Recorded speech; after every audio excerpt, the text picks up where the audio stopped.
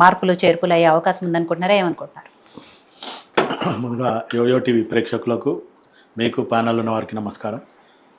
ఖచ్చితంగా కాంగ్రెస్ పార్టీ రేపు ఏదైతే రిజల్ట్స్ అయిన తర్వాత 15,000-20,000 మెజారిటీతో ఖచ్చితంగా కాంగ్రెస్ పార్టీ గెలుస్తుంది అనేది. ఓకే. ఎందుకంటే మొదటి నుంచి కూడా మనం అనుకునేది ఒకటే, కాంగ్రెస్ పార్టీ గెలుస్తుంది అనే రకంగా చెప్పడం జరిగింది. దాని తర్వాత ఇప్పుడు మొన్న జరిగిన ఏదైతే ఈ ప్రచారంలో హోరాహోరీలో కూడా కొన్ని మార్పులు చేర్పులు జరగడం జరిగింది. దాంతోపాటు కాంగ్రెస్ పార్టీ ఇంకా మెజారిటీ ఏదైతే అనుకున్నామో దానికి కొంచెం తగ్గింది. 20,000 మించి అయితే తగ్గకుండా కాంగ్రెస్ పార్టీ గెలుస్తుంది.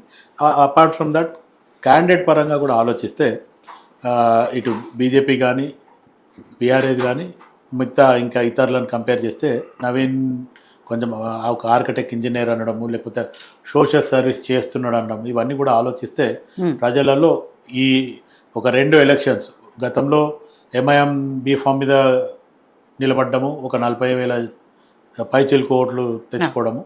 దాని తర్వాత నెక్స్ట్ ఇండిపెండెంట్ వేయడం జరిగింది. ఇండిపెండెంట్ వేయడానికి కూడా కారణము ఇటు కాకమామ చాచా అనుకొని అసదుద్దీన్తో ఉన్నవాళ్ళు ఇటు కేటీఆర్ వీళ్ళంతా ఫింగరింగ్ చేసినందుకే అప్పట్లో బీఫామ్ ఎంఐఎంకి రాలేదని చెప్పి స్వయాన నవీన్ కుమార్ యాదవ్ చెప్పడం.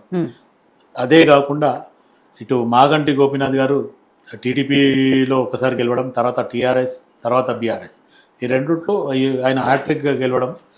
దాని తర్వాత ఆయన అఫిడవిట్లో కూడా కొన్ని తప్పుడు సమాచారం ఇచ్చిండు అనే దాని మీద నవీన్ కుమార్ యాదవ్ ఒక కేసు వేయడం జరిగింది.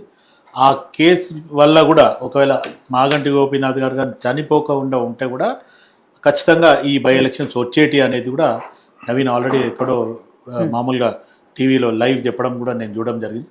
ఆ తర్వాత ఆ ఇష్యూయే కాకుండా ఇప్పుడు మాగంటి సునీత గారిది కూడా ఇష్యూ పెద్ద రేజ్ కావడము, వాళ్ళ అత్తగారు రావడము, తర్వాత ఫస్ట్ వైఫ్ రావడం, ఆ కొడుకు రావడం, వాళ్ళంతా మాట్లాడడం, ఈసీకి కంప్లైంట్ చేయడం జరిగింది. ఈసీకి కంప్లైంట్ చేస్తే ఈసీ అక్కడ మీరు కోర్టులో తేల్చుకోండి, ఇది ఫ్యామిలీ పాలిటిక్స్ అయితే మిగతా ఏమైనా మటుకు క్యాండిడేట్ కరెక్టే కదా, ఫ్యామిలీ ఇష్యూ. దాంతో జనాలకి ఏంటి సంబంధం? జూబ్లీహిల్స్ నియోజకవర్గ ప్రజలకు వచ్చిందేంటి, పోయేదేంటి దానివల్ల? అయితే ఏమంటే అఫిడవిట్లో ఆయన ఎక్కడ కూడా చూపించలేదు, ప్లస్ ఆ ఇబ్బందికరంగా ఉంది, ఫస్ట్ వైఫ్ ఉంది లేదు అని అనేది కూడా ఎక్కడ కూడా ఆయన క్లియర్ అయ్యేది. దానికి డిస్క్వాలిఫై అవుతుంది అనేది కూడా మేము ఆలోచించడం జరుగుతుంది కాంగ్రెస్ పార్టీ తరఫున.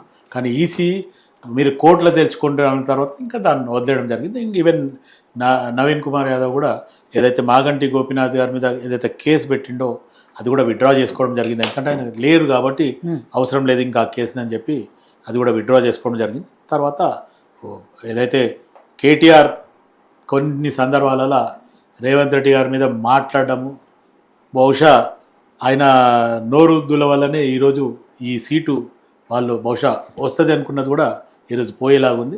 ఎట్టి పరిస్థితుల్లో కాంగ్రెస్ పార్టీ గెలుస్తుంది. రైట్. సో నరసింహనాయుడు గారు, నిన్న జరిగిన పోలింగ్లో చాలా తక్కువ పర్సంటేజ్ నమోదైంది జూబ్లీహిల్స్ నియోజకవర్గంలో. కనీసం సగం మంది 50% కూడా ఓటింగ్ నమోదు కాలేదు. దీంతో ఏం జరగబోతోంది అన్న ఒక చర్చ నడుస్తోంది. అంటే ఆ